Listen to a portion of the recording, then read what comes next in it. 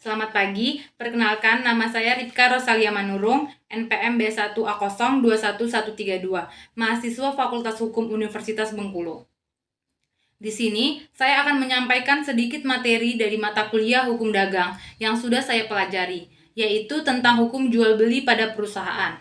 Sebelum masuk ke pembahasan, saya ingin menyampaikan terima kasih untuk Ibu Dr. Nur Sulistyo Budi Ambarini, SHM Hum, dan Ibu Nurhani Fitriah, SHMH, sebagai dosen yang mengampu mata kuliah Hukum Dagang.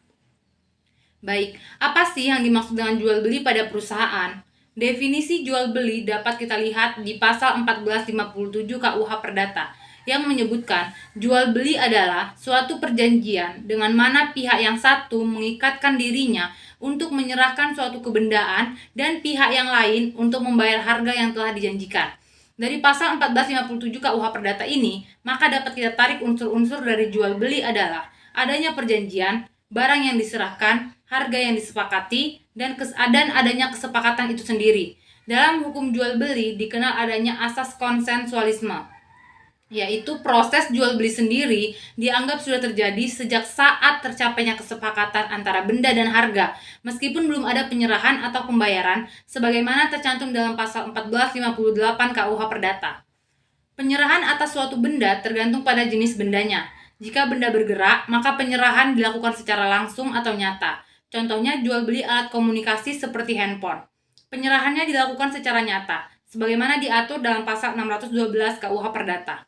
Lalu, jika yang diperjualbelikan merupakan benda tak bergerak, maka penyerahannya dapat dilakukan melalui penyerahan sertifikat atau pembuatan akta jual beli, sebagaimana diatur dalam pasal 616 KUH Perdata.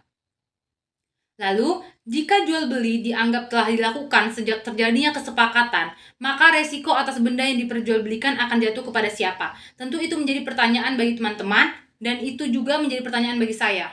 Dan ternyata, dalam pasal 1460 sampai pasal 1462 KUH Perdata sudah dijelaskan mengenai tanggungan resiko atas benda yang diperjualbelikan, yaitu pada pasal 1460 KUH Perdata menyebutkan jika kebendaan yang dijual itu berupa suatu barang yang sudah ditentukan, maka barang ini sejak saat pembelian adalah atas tanggungan si pembeli, meskipun penyerahannya belum dilakukan dan si penjual berhak menuntut atas harganya.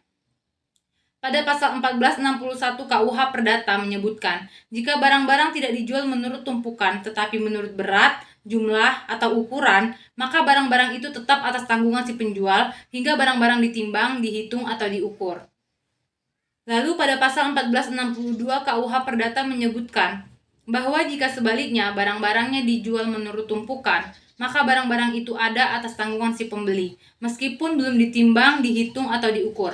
Dalam jual beli pada perusahaan, ada dokumen-dokumen penting yang harus dimiliki. Beberapa di antaranya adalah 1. Bill of Lading, yaitu dokumen pengangkutan yang berisi daftar semua barang-barang yang dikirimkan penjual kepada pembeli sesuai dengan perjanjian jual beli perusahaan yang telah ditutup.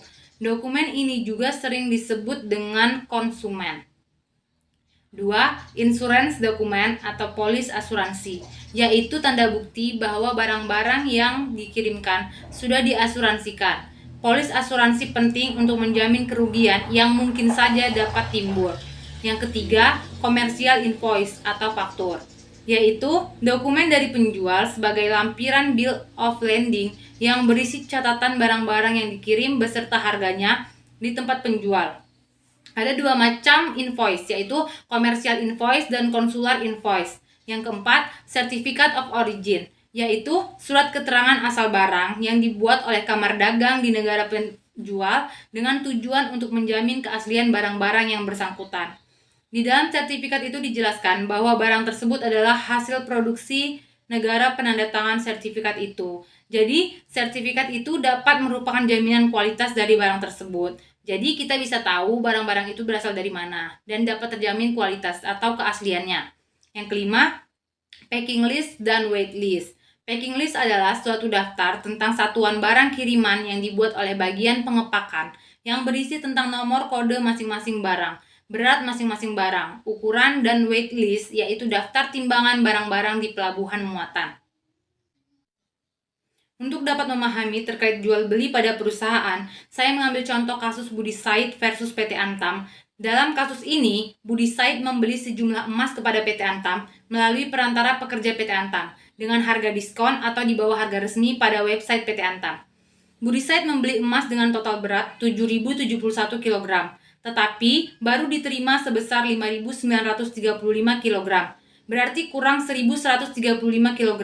Dengan merujuk pada materi yang sudah saya jelaskan tadi, benda bergerak dalam hal ini emas seberat 1.136 kg itu masih menjadi tanggungan risiko penjual, yang dalam hal ini adalah PT Antam. Sebagaimana diatur dalam pasal 1461 KUH Perdata. Jika benda yang dapat ditimbang sampai dilakukan penimbangan, benda itu masih menjadi tanggungan penjual. Dalam kasus ini, Mahkamah Agung memutuskan bahwa PT Antam harus tetap mengirimkan atau menyerahkan emas seberat 1.136 kg itu kepada Budi Said.